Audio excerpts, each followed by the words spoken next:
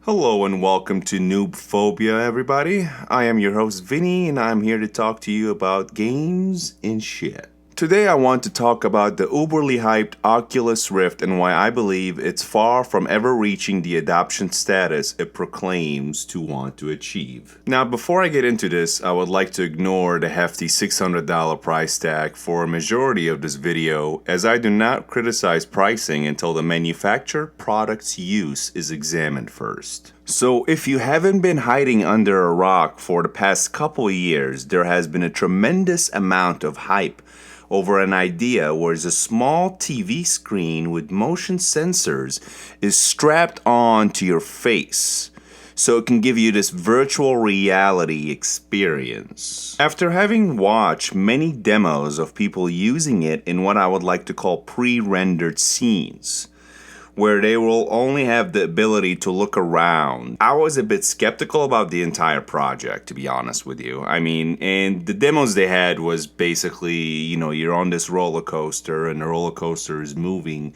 and the Oculus Rift allows you to look around and enjoy the scenery. Now, if you did want to see this implemented on actual games like Portal 2 and Grand Theft Auto, it became a disaster. Yet it didn't seem like it to the ones who were trying it.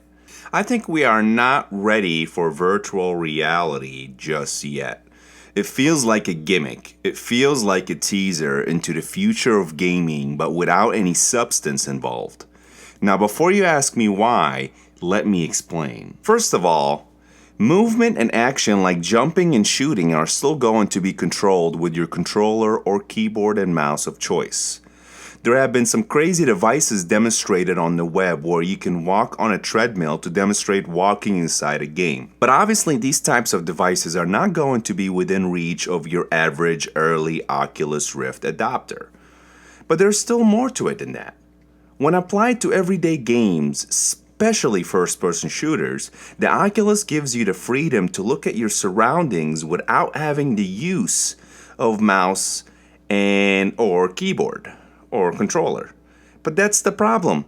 Shooting games require you to aim in order to progress. Therefore, you will still have to aim. Therefore, you still have to override your Oculus with your controller or mouse to move your crosshair into a position before you shoot, which kills the entire point of virtual reality as it is.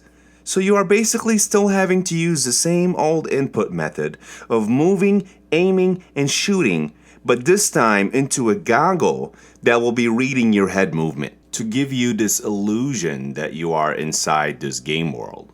How do you expect to be immersed into a virtual reality if you are still required to use the same old tools, but this time through another motion-sensitive camera angle? No wonder people are still getting sick while playing.